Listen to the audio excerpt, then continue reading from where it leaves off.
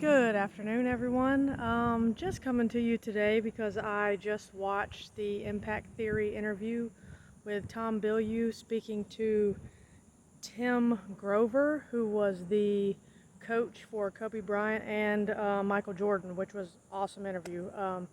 Highly recommend it. Impact Theory is one of my most favorite YouTube channels to watch. It is so impactful. Ironic. So, through watching that video, something stood out to me, and it was profound. And take what resonates with you and leave what doesn't. If this is not profound to you, if you completely disagree in the other direction, no harm, no foul, no hard feelings. We're fine. So anyway, with that being said and out of the way, there's a story in Tim Grover's book that Tom wanted Tim to tell. And Tim came to tears a bit while telling it, and I can understand why. So basically the breakdown of the story is Tim was packing his things because obviously he traveled a lot and he had a daughter, so he was packing his things to leave abruptly and go on another trip. And his daughter came to him and asked, "Dad, how come you leave all the time?" And he said, "This is my way of providing for the family. This is my way of taking care of you guys, putting food on the table, blah, blah." Like most traveling fathers or parents say when they're leaving. Her response was heartbreaking, which was, "If I eat less, will you have to leave?" And instead of him unpacking his bag, taking his daughter out for ice cream, and the whole normal nine, he continued to pack his bag and he left. And what was so profound about that to me was his explanation as to why. His why was because I wanted to show her who her dad really was. I wanted to show her what was important. And to me, what I got out of that, which he didn't say directly, was authenticity.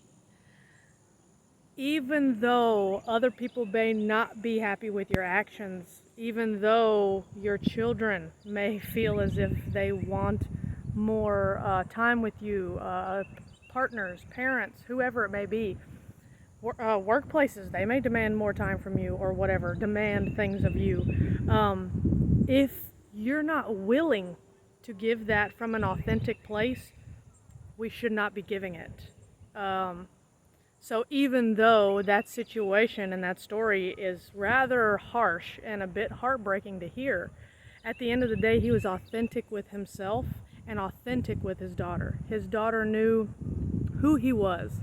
She wasn't questioning, well, if I eat less, will he stay? No, he won't. He won't. Because what's important to him is to do the work he's doing. What's authentic to him is to continue to follow his passion of training these athletes and growing their careers with them and things like that. That's his passion. That's authentically coming from his heart, from his soul.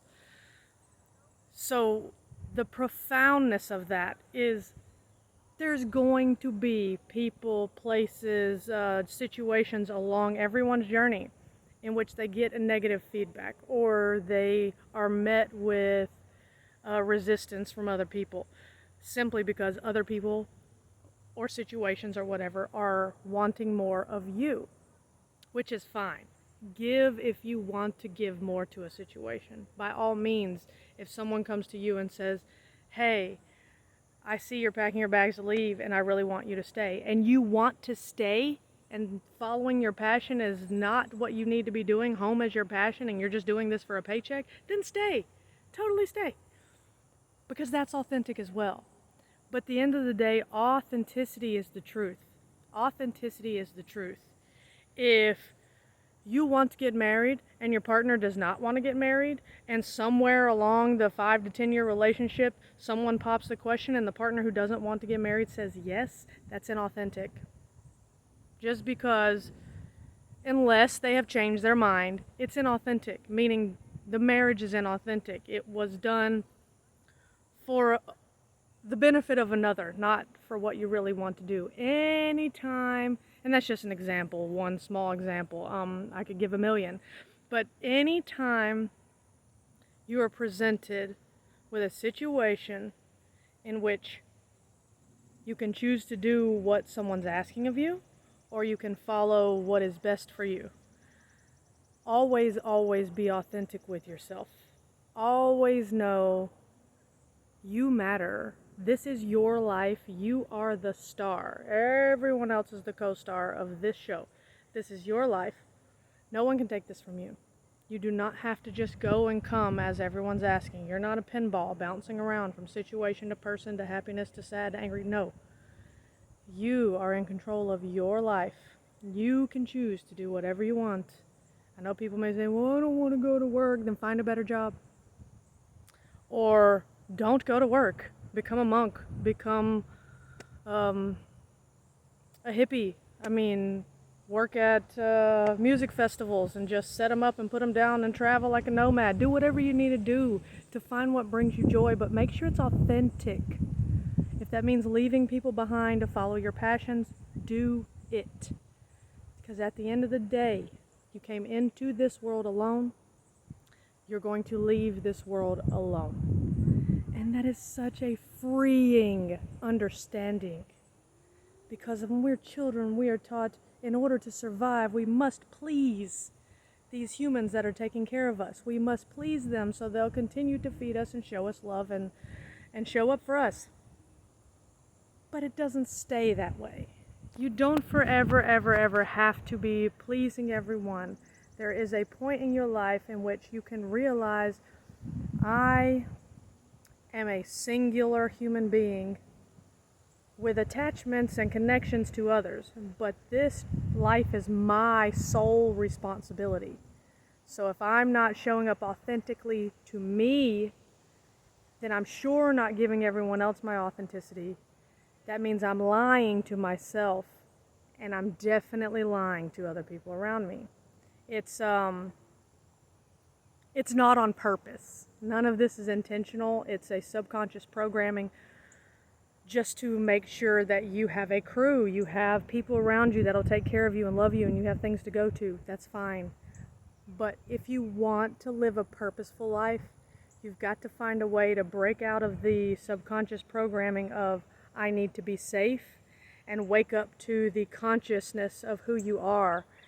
And this is your life, this is your show. You do with it as you please. That is so empowering and so freeing, which is so much different than feeling like I have to do this or I need to do that or blah, blah, blah. That's disempowering. In order to empower yourself, take responsibility for yourself, for your life, and don't let anyone get in the way of that. You can kindly not let anyone else get in the way of that. You do not have to be an ass to do that, just to be clear.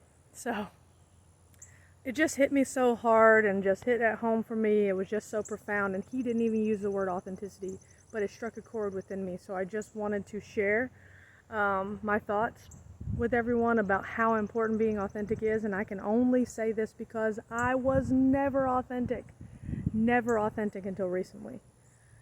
I'm growing in my authenticity, and I am seeing the profound changes, the huge benefits, the pain that comes with it is so much worth the reward.